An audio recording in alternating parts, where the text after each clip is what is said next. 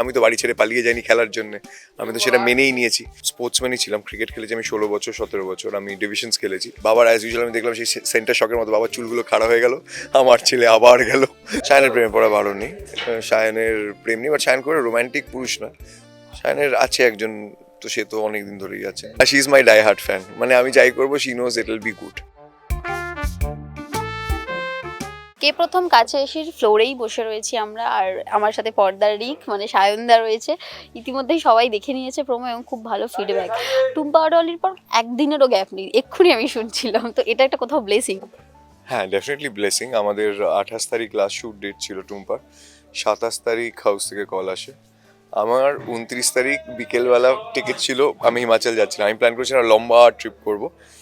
Fortunately unfortunately both wedge, but blessing in disguise. তো 29 তারিখ সকালে আমি বলি লুক সেটটা করতে, কারণ ওনারা বলেছিলেন যে 3-4 তারিখে যদি ফিরে আসা যায় তাহলে খুব ভালো হয়। আনলাম এতদিন 2 বছর ছুটি পাইনি, যাচ্ছে আমাকে কাইন্ডলি আর কটা দিন অ্যালাউ করুন। তো দে আর রিয়েলি নাইস, আমাকে 6 তারিখ অবধি ছুটি এক্সটেন্ড করতে দিয়েছিল। বাট হ্যাঁ, 28 তারিখ শেষ হচ্ছে, 29 তারিখ সকালে লুক সেটে এসেছি। Then the confirmation news came in, which was a very happy news. করে নিয়ে তারপর 6 তারিখ ফিরেছি, 6 তারিখ ল্যান্ড করেছি 12:30, আই থিঙ্ক 3টের থেকে আমাদের মিটিং ছিল। বাড়ি ফিরেছি স্নানটা করে, আর 6 ডিগ্রি থেকে 42 ডিগ্রিতে ফিরেছিলাম। তো শরীরটাও বেশ ভালো লাগছিল ফিরে। আর ব্যাস, হ্যাঁ, তারপর তো পুরো প্রসেসটা শুরু হয়ে গেছিলো। শুরুর জার্নিটা জিজ্ঞেস করি। টুম্পা দিয়ে শুরু, তারপরে আবার একটা নতুন প্রজেক্ট, নতুন চরিত্র, তো অভিনয় আসবো, অভিনয় করবো, এই ইচ্ছাটাই কি ছিল? না, কোনোদিন ছিল না, নট আনটিল 2018। আমি আমার আমি 6 বছর কর্পোরেটে ছিলাম। আমি 2011-12 থেকে কলকাতা ছেড়ে আমি ফাইন্যান্সে কাজ করেছি, আমি মার্কেটিং নিয়ে কাজ করেছি, আমি এমবিএ কমপ্লিট করেছি। আমি এমবিএর জন্য ফিরে আসি কলকাতায়, ক্যাট দিই, কলেজ ক্র্যাক করি, দেন তারপর বম্বে যাই। ইনফ্যাক্ট আমি কারজাতে ছিলাম, আমি ইন বিটুইন বলতে গেলে ব্যাঙ্গালোর, কারজাত, ভাইজ্যাগ, হায়দ্রাবাদ, বম্বে। এটা was my entire journey for last ওই 2012 থেকে 22-21 অব্দি। এবার আমি অ্যাকচুয়ালি জীবনের প্রথম জীবনটা স্পোর্টসম্যানই ছিলাম, ক্রিকেট খেলেছি আমি 16 বছর 17 বছর, আমি ডিভিশনস খেলেছি। বাট অবভিয়াসলি বাড়ির রেস্টুরেন্ট, বাবার যে না পড়াশোনা করতে হবে, তো 12-এ যাওয়ার বোর্ডসের আগে আমি বম্বেতে খেলতে গেছিলাম। তখন আমাদের পুরো টিমটারই জন্ডিস হয়েছিল, কারণ জলটা স্যুট করেনি সামাও। তো বাবা গট অ্যান অপরচুনিটি, বাবা বললো না, শরীর দিচ্ছে না, খেলতে হবে না, তুমি বরং পরীক্ষা নিয়ে আইএসসি নিয়ে চিন্তা করো। আমি অনেক বছর এটা নিয়ে খুব ক্রিপ করেছিলাম, নিজেকেও বিয়ে করতাম, ডিপ্রেশনে ছিলাম। তারপর রিয়েলাইজ করলাম বাবাকে দোষ দিতে লাভ নেই, আমি তো বাড়ি ছেড়ে পালিয়ে যাইনি খেলার জন্য, আমি তো সেটা মেনেই নিয়েছি। তো তখন থেকে একটা সার্চিং ছিল, বাবা মা চেয়েছিল ছেলে এমবিএ করুক, পোস্ট গ্রাজুয়েশন করুক, ভালো চাকরি করুক, which I did for them, মানে করে নিয়ে। বাট কোথাও there was something which I was seeking, honestly, to be very honest.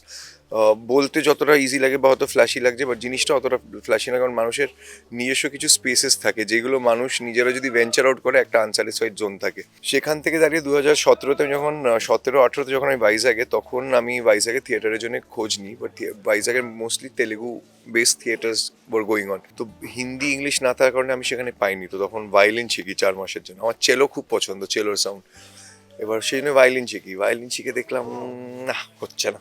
আর আমি এমন একজন মানুষ, খুব অনেস্টলি আমি বোর আউট হই, আমি চেষ্টা করি। আর আমার সিলেকশন বলে না, অনেকে হয় যারা জন্মে জানে যে ডাক্তার হব, ইঞ্জিনিয়ার হব, স্পোর্টসম্যান হব, অ্যাক্টর হব।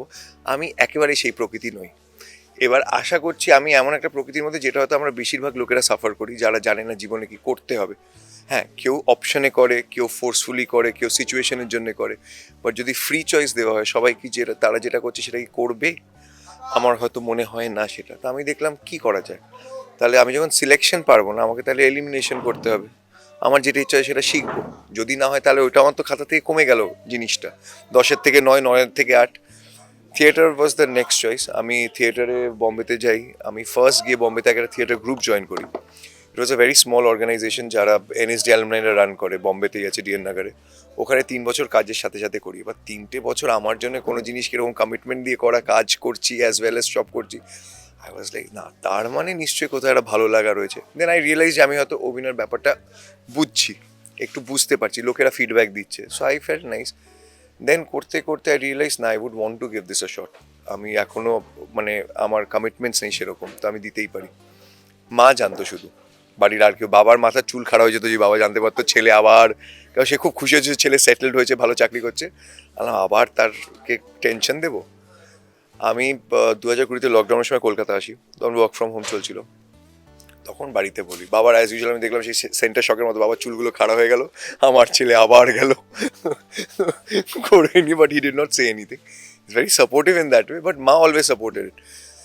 আমি 2021-এ দেখলাম, এবার আমার যেহেতু কোনো ফর্মাল এডুকেশন নেই, হয়তো অভিনয়টা মানুষের কাছে না কীরকমভাবে লাগে, বাট অভিনয়ের জন্য অনেক পড়াশোনা বা অনেক জ্ঞান অর্জন করতে হয়। এবার আমি দেখলাম কোথাও গিয়ে তো আমাকে সেটাকে শিখতে হবে। তো আমি তখন অনলাইন অনেক ক্লাসেস হতো, তামিলনাড়ু কেরালার গ্রুপদের সাথে ইনভলভ হলাম, একটু কুডিয়াত্তম শিখলাম চোখের জন্য, একটু বডি জেস্টার্সের জন্য, ব্রিদিং টেকনিক করতে করতে করতে করতে 2021-এ অডিশনের জন্য লস্ট বলে একটা সিনেমা হয়েছিল, অনিরুদ্ধ রায় চৌধুরী, যোগী মালাং এসেছিলেন। আমি গিয়ে লস্টের জন্য অডিশন দিলাম, ওরা পেলাম, খুবই ছোট রোল ছিল, but that was my first time. আমি পুরো সেট দেখলাম, প্রোডাকশন দেখলাম, I was like wow, this is big. বেশ ভালো লেগেছে। আর বম্বেতে ফার্স্ট শো করার পর খুব মজা পেয়েছিলাম, যখন হাততালি পেয়েছিলাম তখন খুব ভালো লেগেছিল। ওইখান থেকে জার্নি শুরু, তারপর বেনির কাছে ক্লাস, দেন কালার্স রিচড আউট, দেন জার্নি চলছে। একটা মানে সেটেল কর্পোরেট লাইফ, তারপর এখানে চলে আসা, মানে কোথাও একটা আনসার্টেন লাইফ। আমরা বারবার বলি যে অভিনয় জীবন, আজকে কাজ আছে কাল নাও থাকতে পারে। তো সেখানে তোমার ব্যাক অফ দ্য মাইন্ড কি চলছিল, মানে টেনশন এরকম?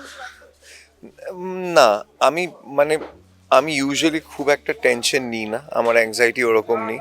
হ্যাঁ, হতে পারে হয়তো আমার পরিবার আমাকে আমাকে ফাইন্যান্সিয়ালি চিন্তা করতে হয় না, সেটা একটা বিগ হেল্প। বা আমার কোনো কমিটমেন্ট ইস্যু নেই, মানে আমার কোনো পরিবার চালাতে হবে, কারণ অনেকেরই হয়তো ইচ্ছা থাকতে পারে, বাট তারা যে কন্ডিশনে রয়েছে তাদের কন্ডিশনটা তো আমি করতে পারবো না। আমি প্রথম থেকেই রিস্ক নিয়েছি, আমার যখন যেটা মনে হয়েছে, আগে একটু মানে ইম্পালসিভ ছিলাম, এখন বয়সের সাথে একটু ম্যাচিওর ডিসিশন নিয়েছি। আর আমার মনে হয়েছে যে আমার নিজের বিশ্বাসটা যদি থাকে নিজের ওপরে, আমি করতে পারবো। মানে চাকরিটা তো করলাম, আমি জানি আমি আজ নয় কাল, গড ফরবিড, যাবো না কোনোদিন, যদি যেতে আমি চাকরি পেয়ে যাবো, সেই কনফিডেন্স আমার নিজের ওপর আছে।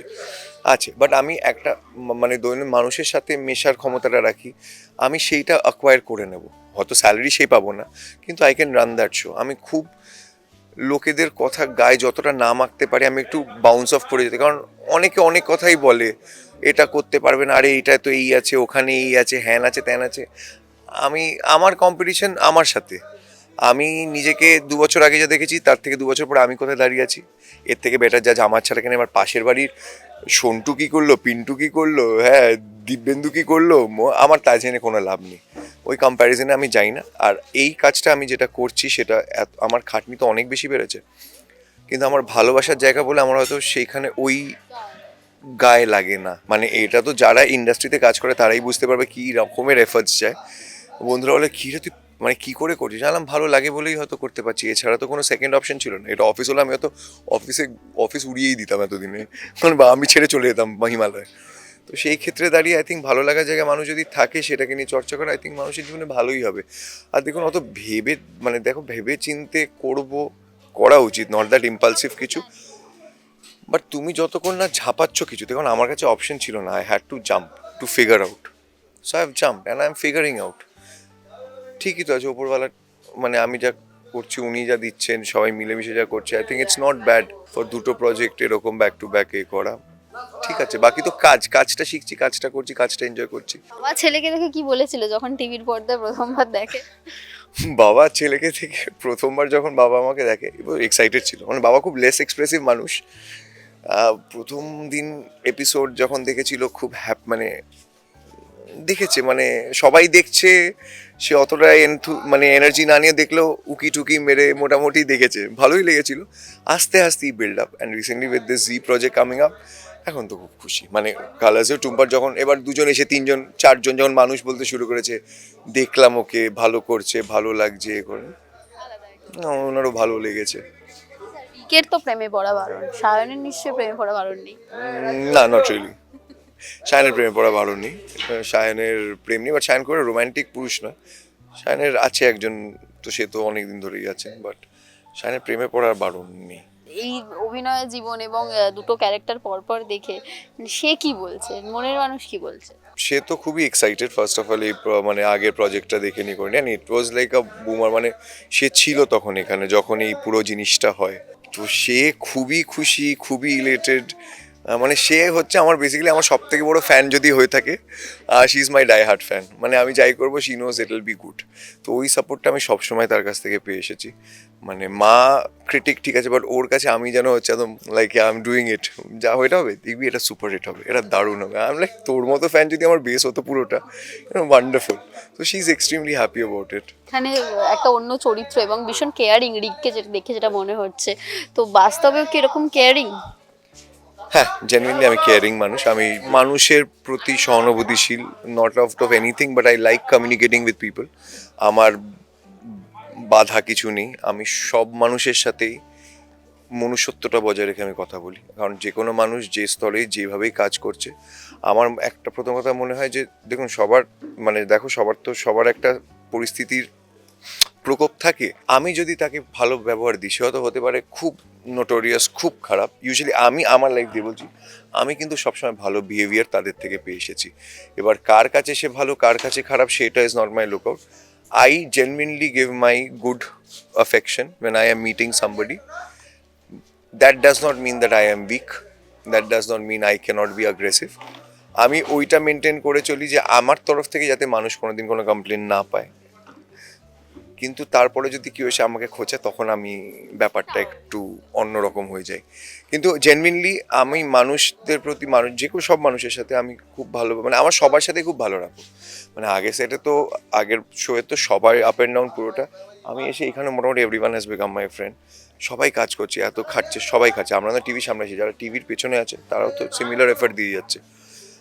আর আমার তো কোনো কারণ নেই কারোর সাথে খারাপ ব্যবহার করার। আমি কেন মানে কারোর সাথে মিশবো না বা এ করবো? তো genuinely I am caring, like কেউ কিছু চাইছে দেখছে, আমি তো দেখতে পেলাম, then I pass on to that. I like caring for people, মানে it's a good gesture. I think সবারই কেয়ারিং হওয়া উচিত। মানে মানব জাতিটা এত কেয়ার ফ্রি হয়ে গেছে, সেই জন্যই সমস্যাটা সেখানে। তো সবচেয়ে বেশি কি মোটিভেট করেছে পুরো জার্নিটাতে, এবং এত ঘন্টা শিডিউলের কাজ, নতুন আসা, ইন্ডাস্ট্রিকে নতুনভাবে জানা, মানে একদম তুমি নতুন, যেটা প্রথম প্রজেক্ট থেকে আসা, তো সেটা কিভাবে কে বেশি মোটিভেট? খুব অনেস্টলি বলতে গেলে আমি নিজেকে নিজেই মোটিভেট করেছি। মানে ইট ওয়াজ সেলফ মোটিভেশন। আমি মানে মোটিভেশন, মানে এই ফিল্ডে এসে কিছু করার জন্য আমার সেরকম as such there is no idol as such যাকে দেখে আমি তো অনুপ্রেরিত হয়েছি যে আসার জন্য বা কাজ করার জন্য। আমার নিজের মনে হয়েছে যে আমি যেখানে এসেছি, যে ম্যাচুরিটি নিয়ে এসেছি, সেখানে এটা আমার কাজ, এইটা আমার রুটি রোজগার, এটা আমার, আমি এত কিছু কম্প্রোমাইজ স্যাক্রিফাইস করে এটাকে চুজ করেছি। তো সেইখানে এইটাকে নেগলেক্ট করার বা এইটার কোনো কিছু নিয়ে এ করা, হ্যাঁ রাগ কি হয় না, মানে ইরিটেশন কি হয় না, ডেফিনেটলি হয়। But when I am there, I am committed to my work. আর সেটা I think it is me. আমার এখানে, মানে এটা আমি কোনো খুব হামলি কথাটা বলছি, বাট এটা আমার অনুপ্রেরণার জায়গা। আমি নিজেই এখানে দাঁড়িয়ে নিজে এফর্টটা দিই, নিজে করি, আমাকে কাউকে কিছু বলতে হয় না। আমার কস্টিউম আমার নিজের পড়ার থেকে শুরু করে আমি যতটা পারি লোকেদের কম জ্বালাই, কারণ সবাই বিজি থাকে, সবার হাজারটা কাজ রয়েছে। তো আমি নিজের মতো নিজেরটুকু করে নিয়ে, নিজের যা স্ক্রিপ্ট, নিজের যে যতটা বোঝার, কোথাও কিছু like discuss with the director করে নিয়ে আই ডু দ্যাট। মানে এটা একটা work ethic I have learn. হ্যাঁ, জায়গা হিসেবে হয়তো Bombay has help me to learn this work ethic.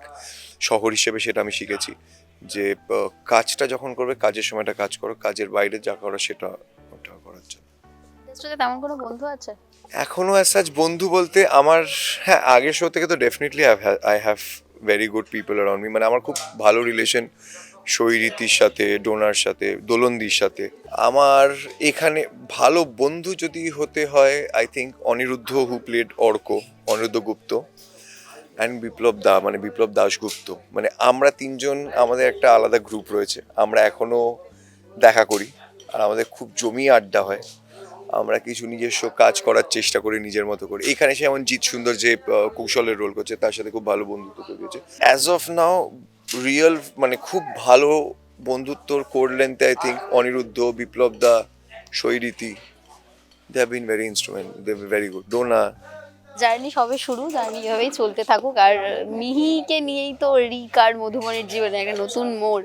তো কি বলবে নতুন চরিত্র, এবং যারা তোমাকে ভালোবেসেছে প্রথম ধারাবাহিক থেকে, প্রোমো আসার পর খুব ভালো একটা ফিডব্যাক ছিল যে কাম ব্যাক আবার একটা, তো কি বলবে শেষে? প্রথম দর্শকদের সবাইকে বলবো যে আমি আবার আসছি আগামী 27শে মে থেকে। প্রতিদিন সন্ধ্যে 6:30, এবার জি বাংলায়। কে প্রথম কাছে এসেছি, একটা নতুন গল্প, নতুন চরিত্র, নতুনভাবে আপনাদের কাছে নিজেকে তুলে ধরার চেষ্টা করব। গল্পটা খুবই অন্যরকম, মানে আজকের দিনে দাঁড়িয়ে মডার্ন সোসাইটির জন্য এই গল্পটা খুবই ইন্সপিরেশনাল একটা স্টোরি, একটা সিঙ্গেল মাদারের গল্প। সমাজ কীভাবে আর আই এম শিওর আজকের দিনে অনেক সিঙ্গেল মাদার আছে। সো এইখান থেকে আশা করছি আপনাদের সবার জীবনে কোনো না কোনো ভ্যালু অ্যাডিশন হবে। আর ভালোবাসার জায়গা থেকে তো আপনাদের ভালোবাসা সবসময় কাম্য। যখন আপনারা এসে কেউ বলেন দাদা তোমার খুব ভালো লাগলো, তোমার অদ্ভুত একটা ফিলিং হয়, মানে ইট ইজ ওয়ার্ডে তো সব শব্দে বোঝা যায় না, মানে এইটার জন্যই কাজ, এর বাইরে তো পাও না কিছু নেই আর্টিস্টদের। যখন মানুষ এসে বলে খুব ভালো লেগেছে, জানো তো তোমাকে আমি প্রত্যেক দিন সিরিয়ালটা দেখেছি, এ করেছি, একটা ছবি তুলবো, মানে ছবি তুলবো কথাটা is not out of that আমার মানে ফ্যান্ডম বা আমার স্টারডামের জন্য, সেটা হচ্ছে সে তার জায়গা থেকে আমাকে তার পার্ট অফ দ্য মেমরি করতে চাইছে, মানে সেখানে আমি যে তার জীবনে এক কণাও যদি দাগ কাটতে পারি সেটা আমার কাছে প্রাপ্য। তো সেখানে দাঁড়িয়ে বলবো আপনাদের ভালোবাসা আগেও পেয়েছি, আই এম ভেরি শিওর এবারও পাবো। আপনারা সাপোর্ট করতে থাকুন, অ্যান্ড আই এম শিওর আমরা আপনাকে ডিসঅ্যাপয়েন্ট করবো না। অনেক দূর যাব, সঙ্গে থাকবেন।